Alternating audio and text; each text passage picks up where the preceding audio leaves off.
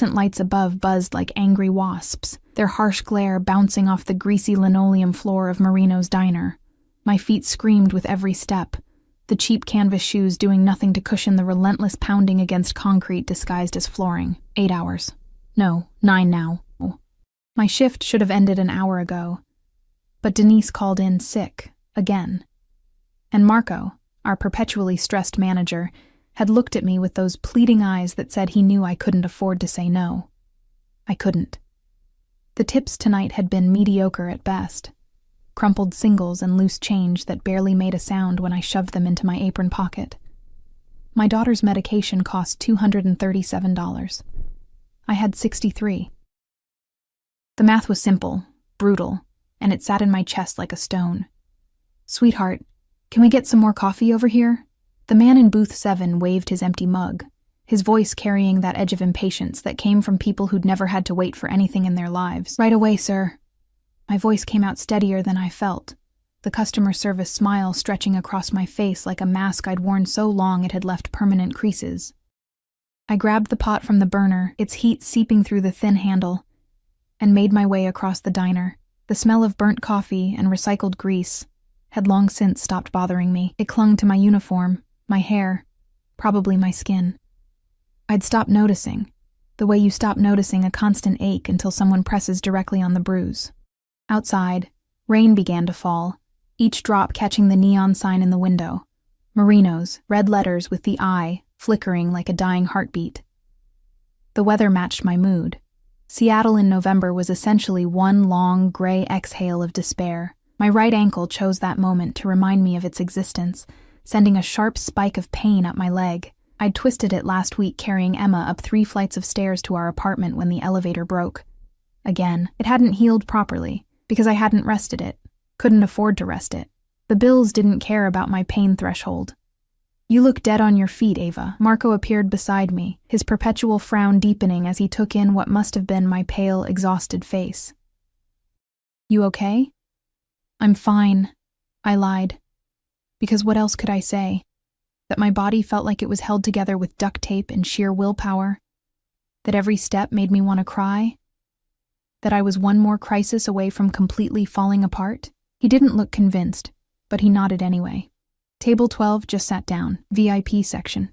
I glanced toward the back of the diner where we kept 3 booths reserved for what Marco called special clientele, the kind of people who tipped well enough to make the extra effort of keeping the area pristine worthwhile. My heart sank. The VIP section meant more walking, more standing, more smiling, but it also meant better tips. "I've got it." I straightened my spine, ignoring how it protested, and smoothed down my stained uniform. The black fabric had seen better days. The white collar yellowed from too many washes in our apartment building's decrepit machines. The VIP section was separated from the main diner by a half wall and some strategically placed plastic plants that were supposed to look upscale, but mostly just looked sad. As I rounded the corner, the atmosphere shifted. The first thing I noticed was the silence. Not actual silence. The diner was never quiet, but a pocket of it. A bubble where sound seemed muted. Careful. 3 men occupied the booth, but my attention snared on the one in the middle. He sat like darkness had taken human form, and decided to wear an expensive suit. Everything about him spoke of money, but not the flashy kind that begged for attention. This was quieter, more dangerous. His suit was black, perfectly tailored to shoulders that suggested he knew his way around more than just boardrooms. The fabric caught the light in a way that my polyester uniform never would, speaking of price tags that probably exceeded my yearly rent. But it was his face that made my breath catch. He couldn't have been more than 30, maybe 32, with features that belonged on some Renaissance painting of a fallen angel. Sharp jawline, dark hair styled with careless precision, and eyes. God, those eyes. Even from a distance, they seemed to absorb light rather than reflect it. Dark, almost black, with an intensity that made my stomach tighten with something that wasn't quite fear, but wasn't quite anything else either. The 2 men flanking him were clearly security. They had that stillness about them, that coiled readiness that suggested violence was always just a heartbeat away. One of them, built like a refrigerator with a crew cut, scanned the diner constantly, The other, leaner but no less dangerous looking, kept his attention fixed on his phone, though I suspected he was aware of everything happening around him. "Good evening, gentlemen. Can I start you off with something to drink?" My voice came out slightly breathless, and I hated myself for it. The man in the middle didn't look up immediately. He was reading something on his phone, his long fingers moving across the screen with practiced ease. His hands were beautiful in a way that seemed almost unfair, elegant, but with scarred knuckles that told stories I probably didn't want to know. When he finally lifted his gaze, the impact was physical. His eyes met mine, and for a moment, the diner, the pain in my feet, the endless weight of my exhaustion, all of it faded into background noise. Water. Still, not sparkling. No ice. His voice was deep, controlled, with an accent I couldn't quite place. Something European, maybe Italian, softened by years in America, but never quite erased. "Of course. And for you?" I turned to the others, grateful for an excuse to break that eye contact. They ordered. Coffee, black, nothing. And I scribbled it down on my pad, though my hand trembled slightly. I could feel his gaze on me, a tangible weight that made the hair on my arms stand up. "We'll need a few minutes with the menu," he said. And it wasn't a request. "Absolutely. I'll be right back with your drinks." I turned, desperate to escape that suffocating attention, and immediately regretted it. My ankle, pushed beyond its limits, decided it had endured enough. It buckled without warning, sending me lurching forward. My hands flew out instinctively, and I grabbed for the table. Not their table, thank God, but the empty one beside it, to catch myself. The water pitcher I'd been carrying for the table across the aisle crashed to the floor, exploding in a spectacular spray of glass and liquid that seemed to spread in slow motion, reaching across the tile like accusatory fingers. The sound in the quiet VIP section was deafening. "Oh God, I'm so sorry, I gasped, trying to right myself, but my ankle gave another sharp protest, and I stumbled again. Pain shot up my leg like lightning, white-hot and blinding. "Don't move." The command came from him, sharp and immediate, cutting through my panic. But I was already bending down, trying to pick up the larger pieces of glass with shaking hands, my vision blurring with tears of humiliation and pain. This was it. This was the moment Marco would fire me. I couldn't afford to be fired. Emma needed her medication. We needed to eat. The rent was already 2 weeks late. I said, "Don't move." The voice was closer now, right above me, and I froze. A hand appeared in my line of vision, that elegant, scarred hand, reaching down. Not for the glass, for me. "You're hurt." It wasn't a question. His voice had lost some of its sharp edge, replaced by something I couldn't identify. "When did you injure your ankle? How did he—" I looked up and found myself eye level with his perfectly polished shoes, Italian leather, probably worth more than everything in my apartment combined. Slowly, my gaze traveled up, past the sharp crease of his trousers, past the subtle gleam of his belt buckle, past the crisp white shirt and dark suit jacket, until I met those fathomless eyes again. He was standing now, having moved faster than I'd registered, and he was looking at me with an expression I couldn't read. Not disgust, not impatience. Something else entirely. Something that made my pulse skip in a way that had nothing to do with fear, and everything to do with a danger I didn't yet understand. "Last week," I heard myself answer, my voice barely above a whisper. "It's fine. Really, it's not fine." He cut me off, then turned his head slightly. "Dante." The refrigerator with a crew cut appeared beside him instantly. "Boss?" "Clear this. And find the manager." His eyes never left mine. "Tell him there's been an accident, but it's been handled. Generously. Boss." The word echoed in my head, settling into place with all its implications. "I can clean it up, really. I don't need—" I started, but he was already reaching down, and before I could process what was happening, his hand closed around my upper arm. Not roughly, but with a firmness that suggested arguing would be pointless. "Can you stand?" he asked, and there was something in his tone now, something almost gentle. No, that wasn't right. Gentle implied softness. This was control, carefully applied. Yes, but when I tried to put weight on my ankle, it screamed in protest, and I gasped, swaying. His other hand shot out, catching my waist, steadying me. The touch burned through the thin fabric of my uniform, his palm warm and solid against my side. He smelled like something expensive and dangerous, sandalwood and smoke, with an underlying note of gunmetal that shouldn't have been appealing but somehow was. No, you can't. He stated it as fact, then looked at Dante again. Call Dr. Marchetti. Tell him I need him at the palazzo, immediately. Wait, no, I don't need a doctor. I just need to... Panic was rising in my chest now, sharp and acidic. I couldn't afford a doctor. I definitely couldn't afford whatever doctor this man used. Please, I have to get back to work. You can't walk. He said it softly, almost kindly, but with the absolute certainty of someone used to being right. His hand was still on my waist, keeping me upright, and I realized with horror that without it, I would probably collapse. And you won't. Not on my watch. Please, I really can't afford... The words tumbled out before I could stop them, raw and desperate. Heat flooded my cheeks. Nothing like admitting your poverty to a man who probably spent more on his watch than I made in 6 months. His expression didn't change, but something flickered in those dark eyes. Recognition, maybe, or calculation. You misunderstand. His voice remained calm, measured. You're not paying for anything. You were injured while working. That makes it an occupational hazard, which means your employer is responsible. He paused, his gaze sharpening. Unless you'd prefer to file a workers' compensation claim, I'm certain the paperwork would be extensive. My mouth opened, then closed. Workers' comp meant reports, meant Marco getting in trouble, meant possibly losing the job anyway because suddenly I'd be a liability. The twisted logic of surviving at the bottom. You couldn't afford to protect yourself because protection came with consequences you couldn't afford either. He saw the understanding cross my face and nodded once, satisfied. That's what I thought. So we'll do this my way. Dante? Already called, boss. Doc will meet us in 20. Us. Meet us. Wait. I can't just leave. I looked around desperately for Marco, for any escape from whatever was happening.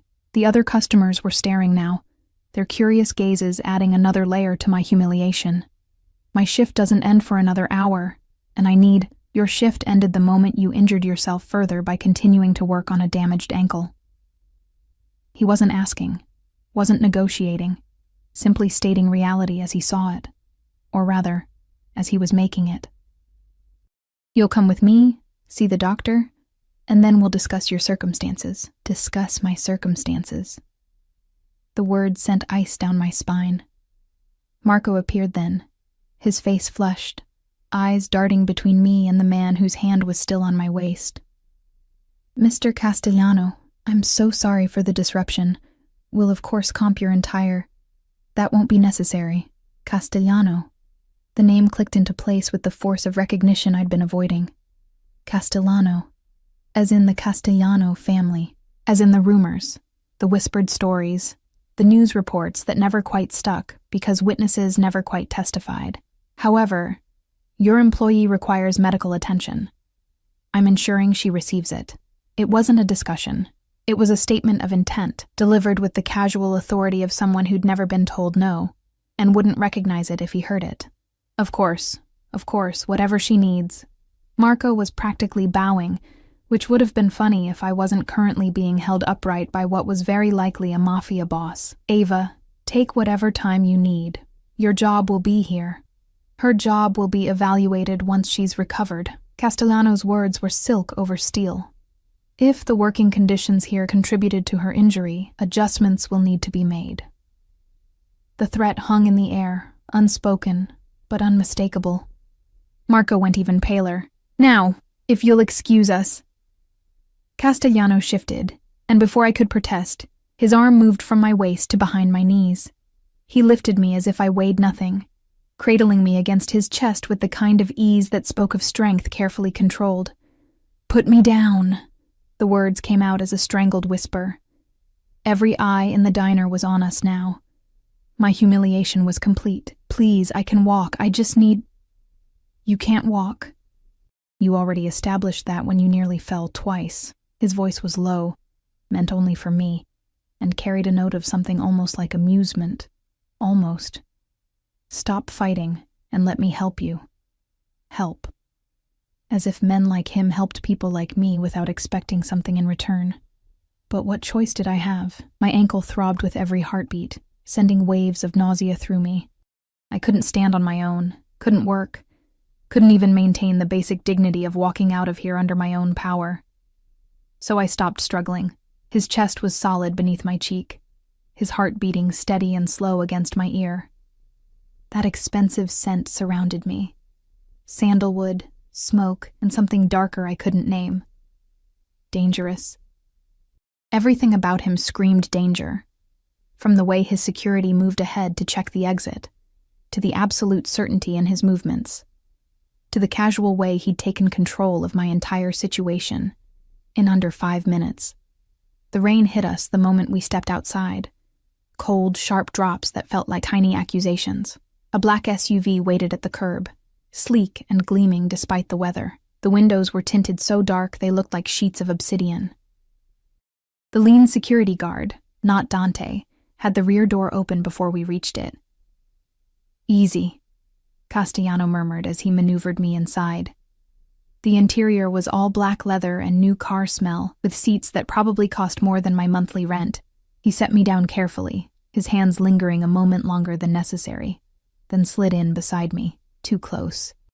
The back seat was spacious, but he sat near enough that I could feel the heat radiating from him, could count the gold flecks in those dark eyes if I was foolish enough to look directly at them. Dante took the driver's seat. The other guard, whose name I still didn't know, moved to the passenger side. Doors closed with expensive, solid thuds.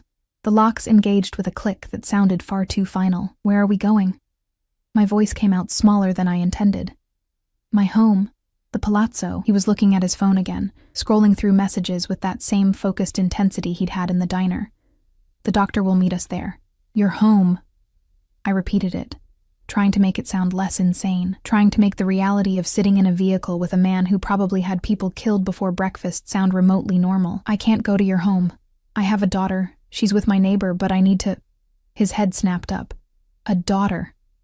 It wasn't a question, but I nodded anyway, my hand instinctively moving to my apron pocket where I kept the small photo of Emma, 3 years old, gap-toothed smile, eyes that held none of the weariness mine carried. How old? 3. Why was I answering? Why was I telling this stranger anything? Something shifted in his expression, subtle but unmistakable. His jaw tightened. And her father? Gone. The word tasted bitter. He left before she was born. A lie, but easier than the truth. Easier than explaining that Jake hadn't just left.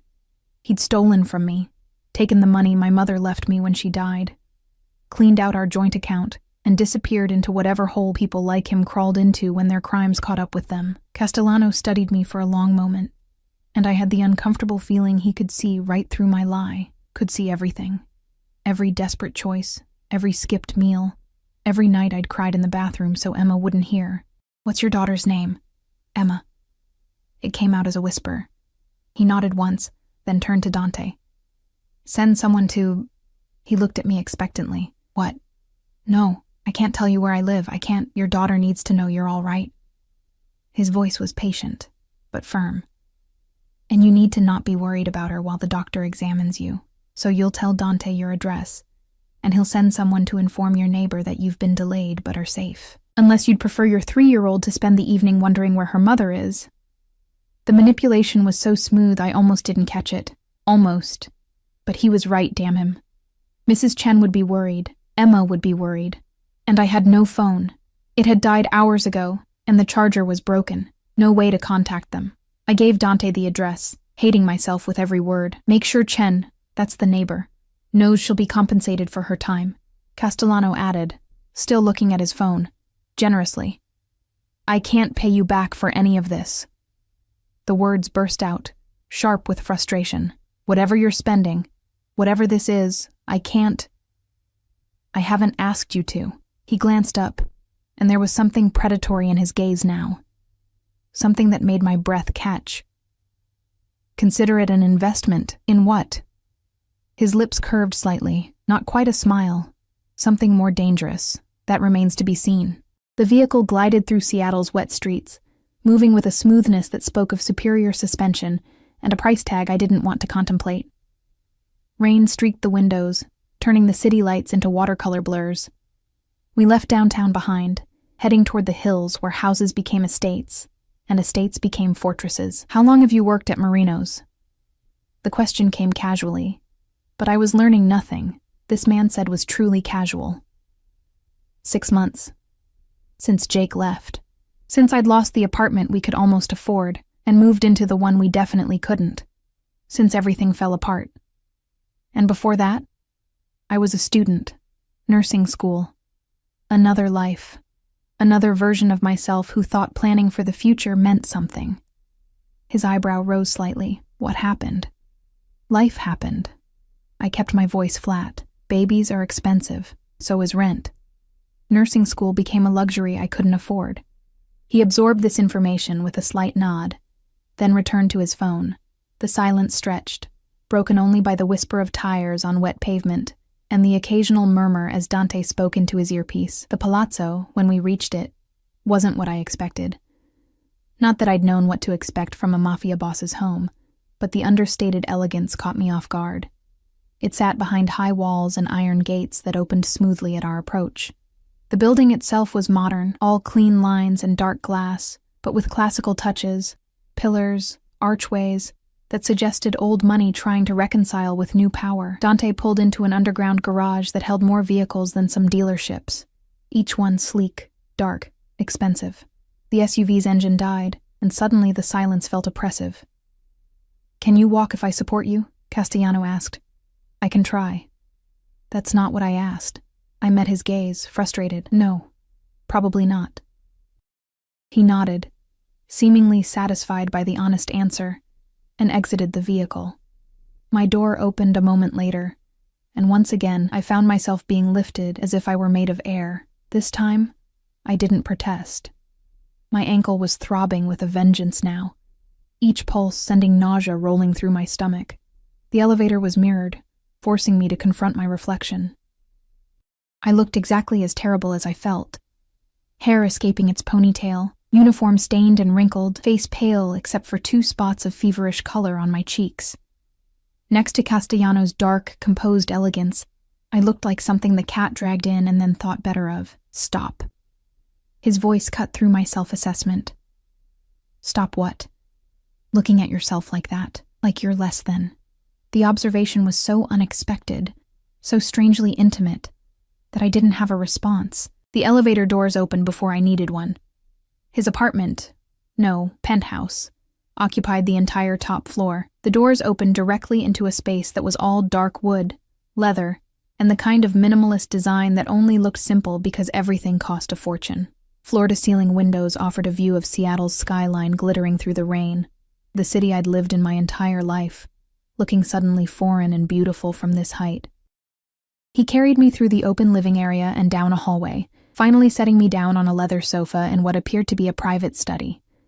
Built-in bookshelves lined with actual books, a massive desk with multiple monitors, and a bar cart that held bottles worth more than my security deposit. "The doctor will be here shortly." He stepped back, and I immediately felt the absence of his warmth, which was ridiculous. "You'll stay until he's examined you and provided treatment. No arguments." And then?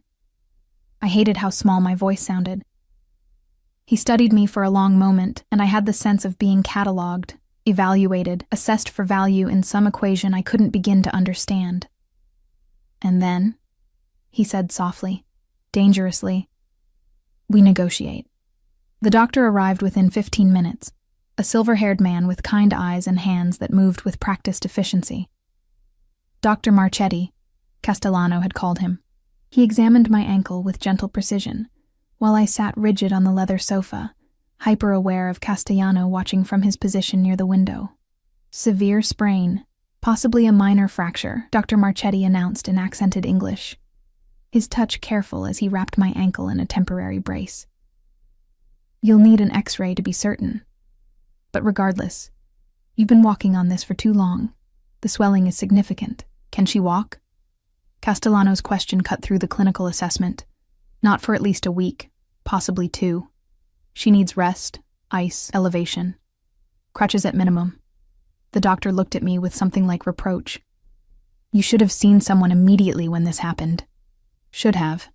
The words of people who'd never had to choose between a doctor's visit and groceries. I'll arrange for the x-ray tomorrow. Castellano's tone made it clear this wasn't negotiable. What else does she need? They discussed me as if I wasn't there. Medications, treatment protocols, follow-up appointments. I watched the rain streak the windows and tried to calculate how much worse this situation could get. I was in a Mafia boss's penthouse, unable to walk, completely dependent on his generosity that would come with a price. Everything did. Rest is the most critical factor, Dr. Marchetti was saying as he packed his supplies. Keep weight off it entirely for the next 48 hours, then minimal weight-bearing with support. Ice every few hours. And, he looked at me directly now, actually rest. That means not working. Not working meant no money. No money meant no medication for Emma. No rent, no food. The panic must have shown on my face because Castellano's expression shifted. Something almost like understanding flickering across those severe features. That's been handled, he said simply. Dr. Marchetti left with a respectful nod that spoke of long acquaintance, and then it was just the 2 of us in the quiet study. Rain drummed against the windows. Seattle sprawled below, oblivious to whatever negotiation was about to unfold in this expensive room. You said we'd negotiate. I broke the silence, needing to control something, anything, even if it was just getting the bad news over with. So, negotiate. What do you want? He moved from the window, crossing the space between us with predatory grace. He didn't sit. Instead, he leaned against the edge of his desk, arms crossed, studying me with that unreadable intensity. Tell me about your daughter's father. Not what I'd expected. The truth this time. My hands twisted in my lap. I told you. You lied. No accusation in his tone, just certainty. Men who simply leave don't generate the kind of fear I see in your eyes. So tell me, what did he do? Maybe it was exhaustion. Maybe it was the pain medication Dr. Marchetti had given me starting to work, loosening my tongue. Maybe it was the strange safety of knowing this man had already seen me at my absolute worst. So what was one more humiliation? He stole from me. The words came out flat, drained of emotion. We weren't married, but we had a joint account. My mother died 2 years ago, left me some money. Not much, but enough to finish school. Enough for a real start. Jake. His name tasted like ashes. He took it all. $23,000. Cleaned out the account and disappeared. Did you report it? A bitter laugh escaped me. Report it to who? The police? We were both on the account. Legally, he had every right to take it. They told me it was a civil matter, that I'd need to sue him. With what money? Using what address, since he vanished? I shook my head. So no, I didn't report it. I just survived. Castellano's jaw tightened, a muscle jumping beneath the skin. His full name. Why? Suspicion crept into my voice. Because men who steal from the mothers of their children deserve consequences. He said it so calmly, so matter-of-factly, that it took a moment for the implication to sink in. No. The word came out sharper than I intended. No, I don't want... Whatever you're thinking, I don't want that. I just want to forget he existed. Does your daughter ask about him? The question hit like a physical blow. She's 3. She doesn't understand yet. But she will. He pushed off the desk, moving closer. Not threatening, exactly, but intense. She'll ask why her father left, why he didn't love her enough to stay, and you'll have to find answers that don't break her heart. How did he know? How could he possibly understand that fear? That someday Emma would look at me with those innocent eyes and ask the questions I had no good answers for. That's my problem to solve, I managed. Perhaps. He crouched in front of me, bringing us eye level. This close, I could see the faint scar along his jaw, the slight crook in his nose that suggested it had been broken at least once, or Perhaps I'm offering you a different solution. What kind of solution? My heart was racing now, and I couldn't tell if it was fear or something more dangerous. You need money. You need stability. You need to provide for your daughter without destroying yourself in the process. He ticked off each point with methodical precision. I can give you all of that. In exchange for what? Because there was always an exchange. Always a price. His lips curved slightly. Your company. I blinked. My company? I find you interesting, Ava. The way he said my name, slow and deliberate, made my skin prickle. You're educated, resilient, and you clearly care more about your daughter than your own well-being. These are admirable qualities, rare ones. You don't know anything about me. I know you continued working on a severely sprained ankle because you needed the money. I know you tried to clean up broken glass while in obvious pain because you were terrified of losing your job. I know you're afraid of accepting help because you've learned that help always comes with strings. His gaze held mine, dark and fathomless. Am I wrong? No. He wasn't wrong. And that scared me more than anything else. What do you actually want? I pressed. Be specific. Dinners, conversations, your presence at certain events where appearing domestic would be advantageous. He straightened, towering over me again. You'll live here, you and your daughter. You'll have your own rooms, your privacy. In exchange, you'll be available when I need you to be. You want me to be what exactly? A mistress? A companion. He cut me off, voice sharp. Nothing you don't consent to. I'm not interested in coercion. Just manipulation? The words slipped out before I could stop them. Surprisingly, he smiled, a real smile this time, brief but genuine. You're braver than you think. Most people don't challenge me. Most people aren't desperate enough to be stupid. It's not stupid to recognize an opportunity. He moved to the bar cart, pouring amber liquid into a crystal glass. You'd have a substantial monthly allowance, enough to save, to eventually return to school if you wanted. Your daughter would attend excellent schools, have everything she needs. Healthcare, stability, safety. Safety. The word hung between us, loaded with implication. Safe from what? I asked quietly. He took a slow sip of his drink before answering. The world is dangerous for women alone with children. You know this already. You've been living it. He gestured vaguely toward my ankle. You injured yourself weeks ago and couldn't afford to rest. How long before it's something worse? How long before you're too hurt to work at all? And then what happens to Emma? Each word landed like a stone, building a wall of logic I couldn't quite climb over. Because he was right. I was one serious injury, one major illness, one broken-down car away from complete disaster. We lived on the knife's edge, and every day was just hoping we wouldn't slip. This is insane, I whispered. Perhaps. He set down his glass. But sanity hasn't served you particularly well, has it? Before I could answer, his phone buzzed.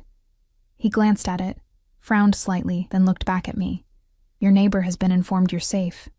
Emma is asleep. Mrs. Chen says to take whatever time you need. The thought of Emma sleeping, unaware her mother was sitting in a stranger's penthouse contemplating an arrangement that felt like selling herself, made my chest tight.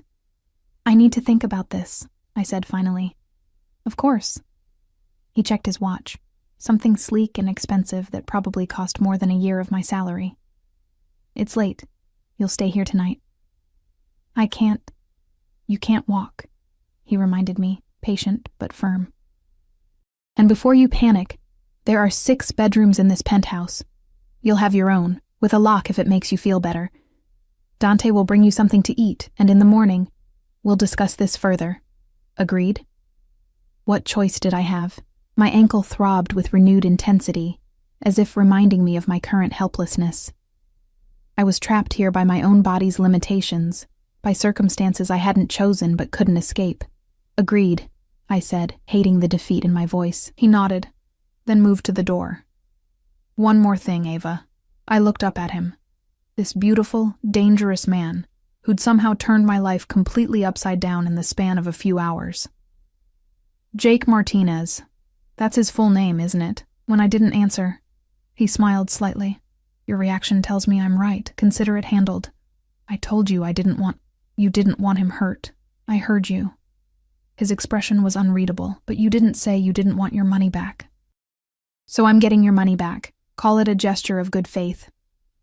He left before I could protest further, the door clicking shut behind him with quiet finality.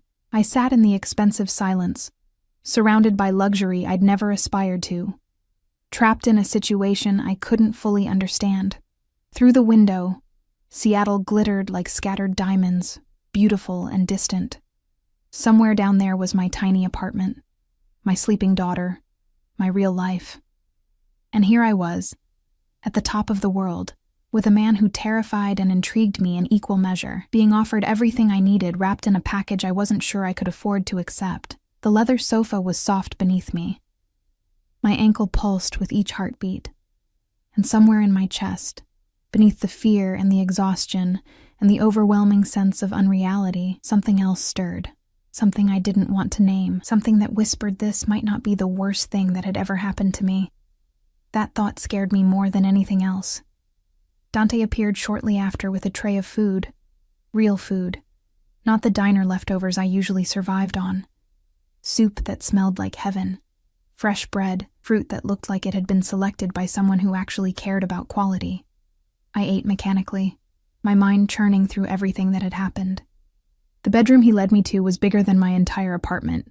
The bed could have slept 4 people comfortably. There was indeed a lock on the door, which I used immediately, though I wasn't sure what I was locking out. Or locking in. I lay on sheets that probably cost more than my monthly rent, staring at the ceiling, and tried to make sense of the impossible choice ahead of me. Take Castellano's offer and secure Emma's future. Refuse and return to slowly drowning in poverty. When I finally slept, I dreamed of dark eyes and dangerous smiles, of cages made of gold, and of drowning in water that tasted like expensive whiskey and smelled like sandalwood smoke. Morning arrived with pale light filtering through curtains I didn't remember closing. For a disoriented moment, I forgot where I was, the mattress too soft, the sheets too smooth, the silence too complete. Then reality crashed back with the weight of an avalanche. I was in Castellano's penthouse. My ankle announced its presence with a dull, persistent throb. Better than last night, but still tender enough to remind me I wasn't going anywhere without help. The brace Dr. Marchetti had applied was still secure, professional and confining. A soft knock on the door made me tense. Yes? Miss Ava? A woman's voice, accented and gentle. I'm Maria. Mr. Castellano asked me to check if you needed anything. I pulled myself up, wincing as my ankle protested even that small movement. I'm fine, thank you. May I come in? I've brought breakfast and some clothes that might fit you better than... She trailed off diplomatically, but I knew what she meant. Better than my stained, wrinkled uniform that smelled like grease and desperation. Just a moment. I hobbled to the door, unlocked it, and found a short, round woman with kind eyes and graying hair pulled into a neat bun. She carried a tray in one hand, and draped over her other arm were clothes. Soft fabrics in neutral colors that looked comfortable and expensive. Mr. Castellano thought you might want a shower and change, Maria said, setting the tray on the bedside table. The bathroom has everything you need. I can help you if... I can manage. The words came out sharper than intended. I softened my tone. Thank you, though. Really. She smiled, understanding in her expression. Of course. I'll leave you to it. If you need anything, just press the button on the phone. 9 will reach me directly. After she left, I examined the breakfast tray. Fresh fruit, yogurt, granola, coffee that smelled like it cost more per pound than I made per hour. My stomach growled, reminding me I'd barely eaten yesterday. I forced myself to take small, measured bites, trying not to think about how Emma would love the strawberries, how this single breakfast probably cost more than our weekly grocery budget. The shower was an exercise in careful maneuvering. I kept my braced ankle out of the water as best I could, leaning against the marble wall for support. The bathroom was bigger than Emma's bedroom, all gleaming fixtures and heated floors. The shower had more settings than my car, when I'd had a car. The clothes Maria brought fit surprisingly well. Soft black leggings, a cream-colored sweater that felt like a cloud, even underwear still in packaging. The attention to detail should have been comforting.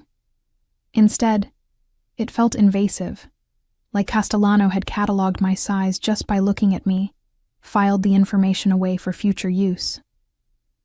I was struggling with my sock, trying to pull it over the brace one-handed while balanced on one foot, when another knock sounded. "Come in," I called, expecting Maria.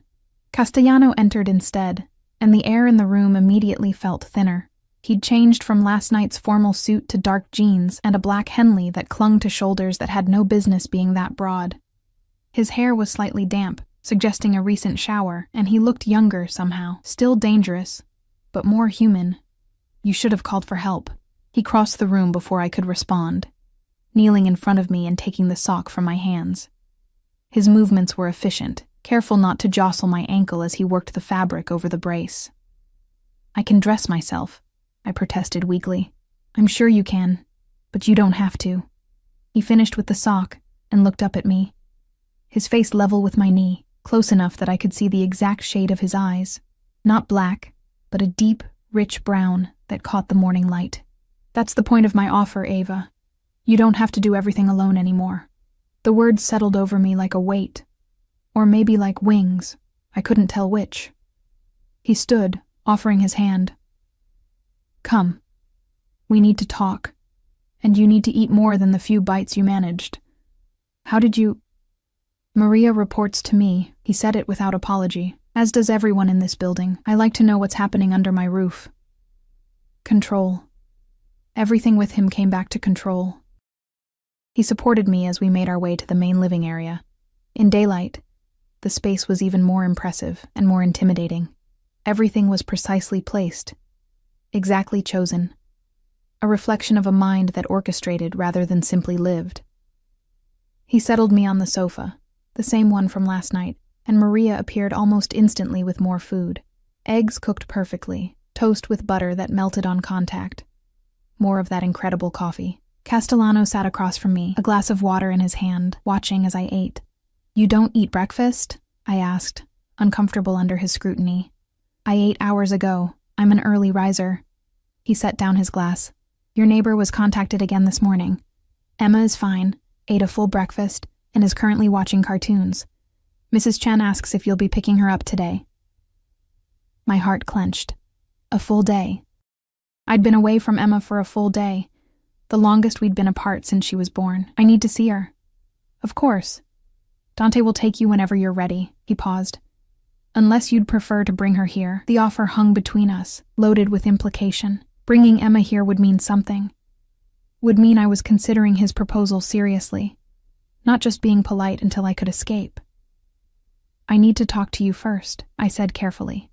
"About your offer." "I'm listening." I set down my fork, my appetite suddenly gone despite the delicious food. "You said I'd live here, with Emma. That we'd have our own space, our privacy. But you also said you'd need me available." "Available for what, exactly? What would my actual responsibilities be?" He leaned back, steepling his fingers, a gesture that somehow made him look both thoughtful and predatory. "I attend various events, dinners, charity galas, business functions. Many require a companion. You would accompany me to these events." "As what? Your girlfriend? As whatever we tell people you are." He interrupted smoothly. "The specifics don't matter. What matters is that you present well, that you're comfortable in social situations, and that you understand discretion. Discretion about your business, not a question. Discretion about everything. What you see, what you hear, who you meet." His gaze intensified. "I'm offering you a life of considerable comfort, Ava. But comfort requires trust, and trust requires silence." There it was. The real price. Not just my company, but my complicity. Being present for things I'd probably rather not see. Knowing things I'd be safer not knowing. And if I see something I can't stay silent about, I had to ask, even though I suspected I wouldn't like the answer. "You won't." He said it with absolute certainty. "Because I wouldn't put you in that position. I'm not interested in making you an accomplice to anything. I simply need someone who understands that my business is private and who can be trusted not to repeat what's discussed in private settings." That's a lot of trust to place in someone you just met, is it? He tilted his head slightly. You've already kept one secret today. You didn't tell Maria where you really were last night when she asked. You said you'd been at a friend's place. A small lie, perhaps, but it tells me you understand the value of discretion instinctively. If you're unhappy, if you want to leave, you're free to do so. Though I would expect reasonable notice, and I'd want to ensure you and Emma were properly set up before you left. You'd just let me go? No strings? No consequences? Something flickered across his face, too quick to read. I'm not interested in holding hostages, Ava. Willing participation is far more valuable than forced compliance. I wanted to believe him. God, I wanted to believe him. Because the alternative he was offering was so much better than what I had. A safe home, financial security, the ability to breathe without constantly calculating whether I could afford the next crisis. What about Emma? The most important question. What would her life look like here?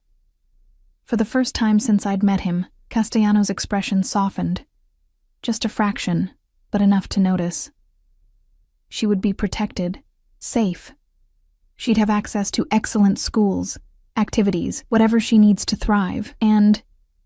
He paused, seeming to choose his words carefully. I would ensure she's cared for, but I wouldn't attempt to replace her father or interfere with your parenting. She's your daughter.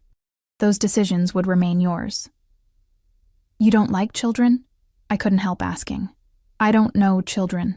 The admission seemed to cost him something. I grew up in a world where childhood ended early, but I respect what you're trying to do for yours. That matters to me. Before I could process that unexpected vulnerability, his phone buzzed. He glanced at it, and his expression shifted, hardened into something cold and dangerous that made my breath catch. Excuse me. He stood abruptly. I need to take this. He moved to the window, his back to me, and answered in rapid Italian.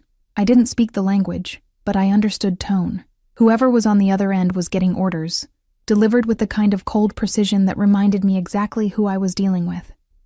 When he ended the call, he stood there for a long moment, tension visible in the set of his shoulders. Then he turned back to me, and his expression was carefully neutral again. I have something for you. He pulled an envelope from his pocket and handed it to me. Inside was a check, made out to me, for $23,000. My hands started shaking. What is this? Your money, the amount Martinez stole from you. He said it casually, as if returning tens of thousands of dollars was a normal Tuesday morning activity. He was persuaded to return it. Persuaded. The word tasted like copper. What did you do to him? Nothing permanent? His voice was flat, emotionless. He'll recover, eventually. But he won't be bothering you again, and he'll think twice before stealing from vulnerable women in the future. I should have been horrified, should have been disgusted. Instead, something dark and satisfied coiled in my chest. Jake had taken everything from me, had left me and our daughter to struggle and suffer. And now he'd faced consequences, real consequences. I didn't ask you to do this, I said weakly. No. You asked me not to hurt him, and I didn't. Not seriously. He returned to his seat, watching me with those inscrutable eyes. But you didn't ask me not to get your money back. So I did.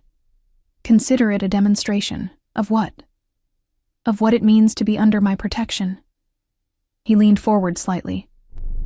People who harm you will face consequences. People who threaten you will be dealt with. You and Emma would never have to be afraid again, Ava. Not of eviction. Not of hunger. Not of men like Martinez. That's what I'm offering. True security. The check felt heavy in my hands. This money, it could change everything. Could get us caught up on rent, buy Emma's medication for months, maybe even start a small savings account. Everything I'd been desperately scrabbling toward for 6 months, handed to me in a single piece of paper. This is mine? I asked. No strings? It was always yours. I'm simply returning what was stolen. He paused. Though I'd be lying if I said I wasn't hoping it would influence your decision about my offer. At least he was honest about the manipulation. I looked at the check again, then at Castellano, then at the floor-to-ceiling windows showing Seattle stretched out below. Up here, everything looked clean, ordered, safe, Down there was chaos and struggle and the grinding daily battle to survive. "I need to see Emma first," I said finally. "Before I decide anything, I need to see my daughter." He nodded, as if he'd expected this. "Of course. Dante will drive you. Take whatever time you need." He stood, preparing to leave, then paused. "Ava." I looked up at him. "Your daughter is lucky to have a mother who fights so hard for her. Whatever you decide, remember that." He left me alone with the check, the expensive breakfast, and the impossible choice. The ride to my apartment building felt surreal. Dante navigated the sleek SUV through Seattle's gray streets while I sat in the back, clutching the check like a talisman. $23,000. More money than I'd seen in one place since my mother died. Money that Jake had stolen, that I'd thought was gone forever. Money that Castellano had recovered through methods I definitely didn't want to examine too closely. "We're here, Miss Ava." Dante's voice was respectful but firm. He'd barely spoken during the drive, but I'd felt his constant awareness, the way he checked mirrors, scanned intersections, protection detail, I realized. Even something as simple as driving me home was a tactical operation for him. My building looked even more depressing than usual. Cracked concrete steps, graffiti on the entrance door that management had given up trying to remove, windows with bars that were supposed to make us feel safe, but mostly just reminded us we lived somewhere that needed bars on the windows. "I'll help you up." Dante was already out of the vehicle, opening my door before I could protest. "I can manage. Boss's orders, miss. You don't walk unassisted until the doctor clears you. Boss's orders." I was going to have to get used to that phrase if I accepted Castellano's offer. Everything in his world operated on orders, on carefully maintained control. Dante supported me up the 3 flights of stairs, the elevator still broken, of course, and waited while I knocked on Mrs. Chen's door. The familiar sound of cartoons filtered through the thin walls, along with Emma's laugh. That sound, that pure, delighted giggle, made my chest ache. "Mrs." Chen opened the door, her weathered face breaking into a relieved smile. "Ava, come in, come in. Emma's been asking for you all morning." "Mama!" Emma launched herself at me, and I barely had time to brace before her small body collided with my legs. Pain shot through my ankle, but I didn't care. I crouched, awkwardly, carefully, and pulled her into my arms, breathing in the familiar scent of her strawberry shampoo and the indefinable smell that was just Emma. "Hi, baby girl." My voice cracked. "I missed you so much. Where were you?" She pulled back, her green eyes, Jake's eyes, unfortunately, searching my face with that uncanny perception 3-year-olds sometimes have. "Mrs. Chen said you got hurt." "I twisted my ankle at work, sweetheart, but I'm okay now." I smoothed her dark hair, so like my own. "Did you have fun with Mrs. Chen?" "We made cookies." She pointed to the kitchen, where I could see evidence of enthusiastic baking, flour everywhere, dishes piled in the sink.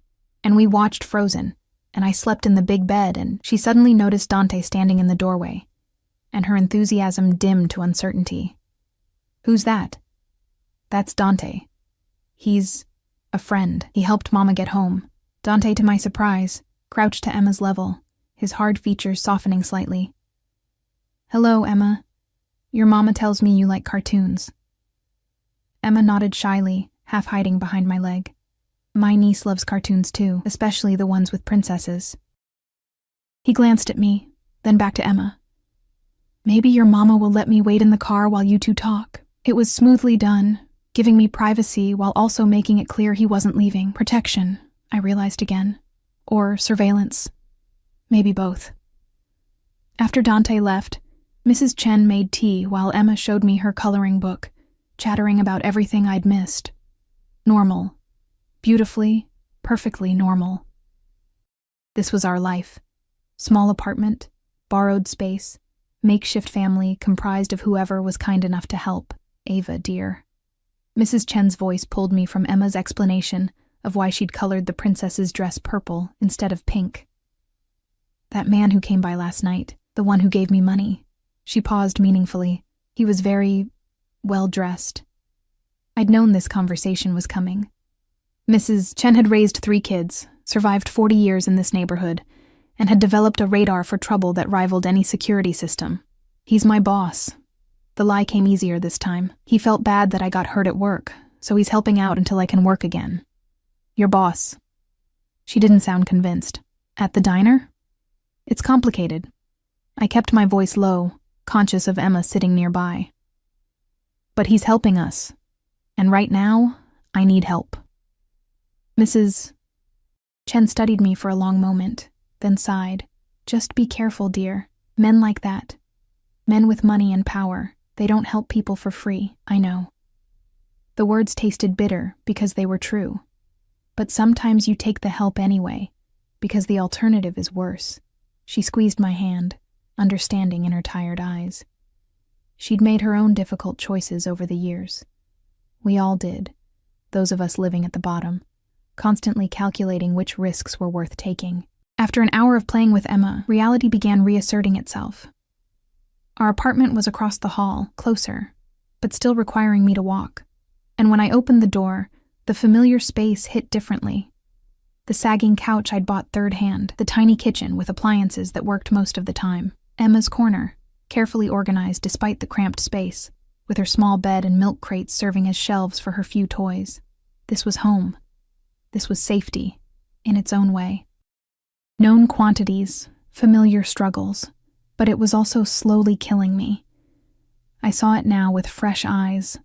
The water stain on the ceiling that suggested plumbing issues in the unit above, the draft from windows that didn't quite seal, the thin walls that transmitted every argument from neighbors on both sides. This was what I'd been killing myself to maintain. This was what I'd destroyed my ankle protecting. Mama, can we have grilled cheese? Emma tugged on my sweater, oblivious to my crisis of perspective. Of course, baby. I hobbled to the kitchen, leaning heavily on counters for support. The refrigerator held some cheese, probably expired, bread that was getting stale, and not much else. I'd planned to grocery shop yesterday before everything had changed. My phone, which I'd retrieved from the apartment and finally charged, buzzed, an unknown number. How is your ankle? The text was brief, formal. But I knew who it was from. Fine. With Emma now. The response came immediately. Good.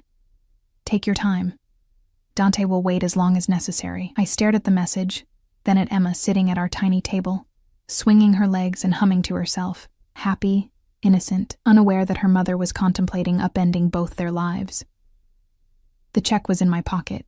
I could cash it, use it to catch up on everything, maybe even find a slightly better apartment. Go back to the diner, back to the grind, back to barely surviving, or I could accept Castellano's offer. Security, comfort, protection. All the things I desperately wanted for Emma. All the things I couldn't provide alone, but at what cost? I made the grilled cheese, cut it into triangles the way Emma liked, and watched her eat. She had a smear of cheese on her cheek, her hair was tangled from playing, and she was perfect. Absolutely perfect, and she deserved so much more than I could give her. That realization settled over me like a heavy coat. My phone buzzed again. Not Castellano this time, but Marco from the diner. Need to know if you're coming back. Got bills to pay. Can't hold position indefinitely. Of course he couldn't. I was replaceable. We all were. Those of us at the bottom. One injury, one crisis, and you were out. Someone else would take your place before your spot at the time clock was even cold. I thought about going back. About the endless shifts, the aching feet, the tips that never quite added up. About slowly destroying my body for wages that would never be enough. About Emma growing up watching her mother disappear piece by piece into exhaustion and desperation. Then I thought about Castellano's penthouse. About Maria's kindness, Dr. Marchetti's gentle efficiency, the implicit promise of a life where I wouldn't have to choose between my health and my rent. Where Emma could have music lessons and good schools and a childhood that didn't taste like desperation. I picked up my phone and typed carefully. I need to talk to you. Can Dante bring us back? The response was immediate. Of course. Whenever you're ready. I looked at Emma, my beautiful girl, and made my choice. Maybe it was the wrong one. Maybe I'd regret it. But it was mine to make, and I was making it for her. Emma, baby, how would you feel about going to see a new place? She looked up, cheese still on her cheek. Like an adventure? Yeah, sweetheart. Like an adventure. An hour later, we were back in the SUV. I'd packed a bag, just essentials, because I still wasn't sure this was permanent, still wasn't ready to commit completely.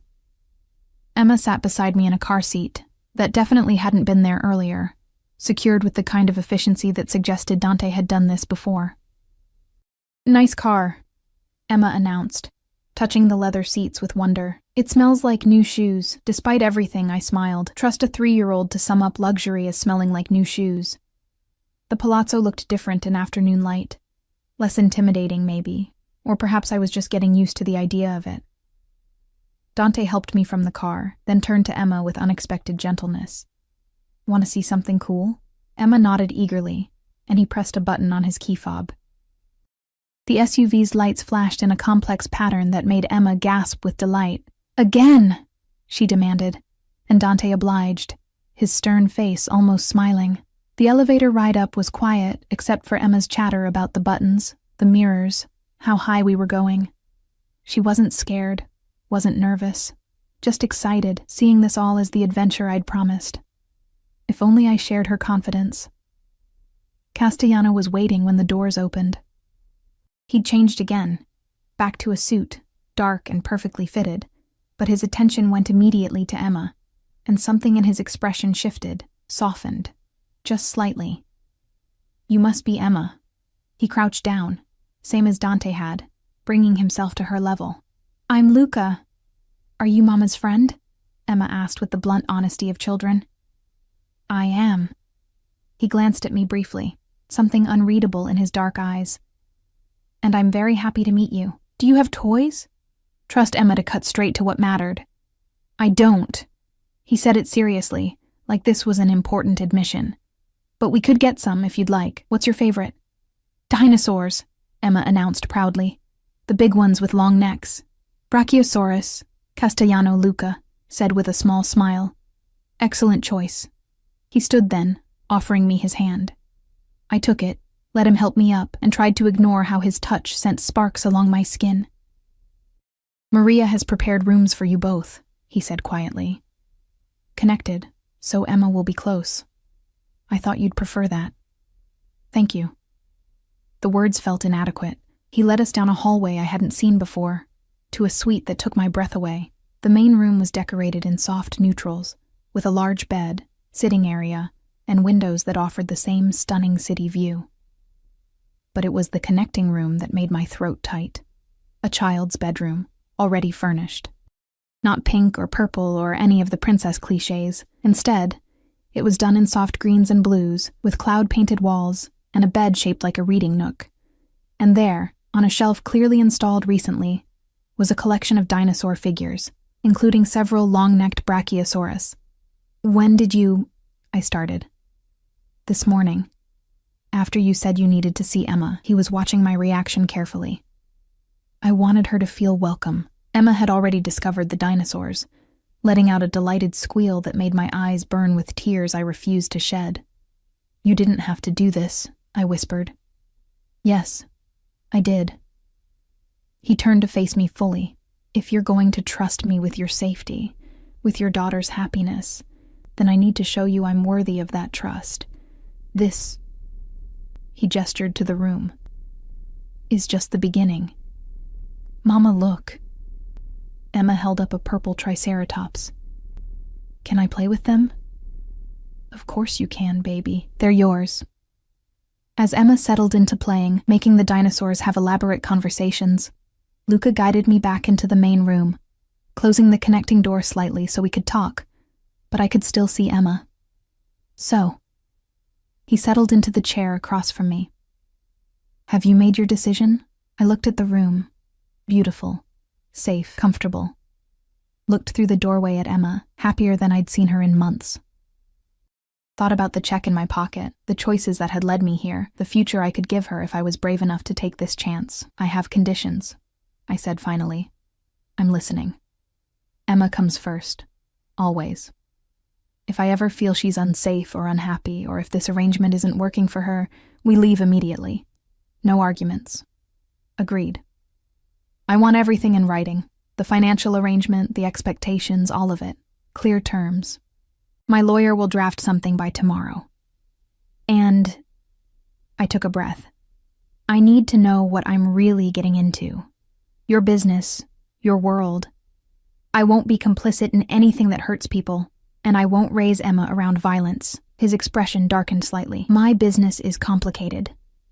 But I can promise you this. You'll never be asked to participate in anything illegal, and Emma will be kept completely separate from the less pleasant aspects of my work. She'll be protected, insulated. As will you. Can you really promise that? To keep us separate from the danger? Yes. He said it with absolute certainty, because you're not an asset to be used, Ava. He paused, seeming to search for words. You're something different, something I want to protect, not exploit. The intensity in his gaze made my breath catch. This was more than a business arrangement for him. I could see it in the way he looked at me, in the care he'd taken with Emma's room, in the fierce protectiveness that had made him track down Jake and recover my money. This was dangerous, not because he was dangerous, though he absolutely was, but because I could feel myself responding to it. To him, to the promise of safety and security, and someone actually giving a damn whether I survived. Okay, I said quietly. We'll try it. A trial period, 3 months. If it's not working, for any of us, we can end it. No hard feelings. Something flashed across his face, relief maybe, or satisfaction. 3 months, he agreed. But Ava, yes, it's going to work. He leaned forward, his voice dropping to something almost intimate. Because I don't fail at things I care about. And I find that I care quite a bit about making sure you and Emma are happy here. Before I could respond, Emma appeared in the doorway, clutching 3 dinosaurs. Mama, can Luca play dinosaurs with us? I looked at him, this powerful, dangerous man who'd orchestrated my life with casual efficiency, and waited to see what he'd say. He smiled. Actually smiled, genuine and warm. I'd be honored. And there, in that expensive penthouse high above Seattle, with my daughter's laughter filling the air, and a man I barely knew arranging plastic dinosaurs with unexpected gentleness, I let myself believe, just for a moment, that maybe everything would be okay. Maybe I'd found something more than just security. Maybe I'd found a place where Emma and I could finally stop running, stop struggling, stop simply surviving. Maybe I'd found home. The city glittered outside our windows. The rain had cleared to reveal late afternoon sun, and Emma's voice rose in delighted storytelling as she made her dinosaurs explore their new world. Luca listened with focused attention, asking questions, building on her imaginative narrative with a patience I never would have expected. And I sat there, ankle throbbing but healing, check in my pocket representing a recovered past, future stretching ahead, uncertain but promising, and let myself hope. For the first time in longer than I could remember, I let myself hope. Whatever this arrangement became, whatever complicated tangle of protection and need and growing attraction it involved, it was ours now. Mine and Emma's, and somehow Luca's too. The choice was made. The adventure was beginning. And maybe, just maybe, we'd all find what we were looking for.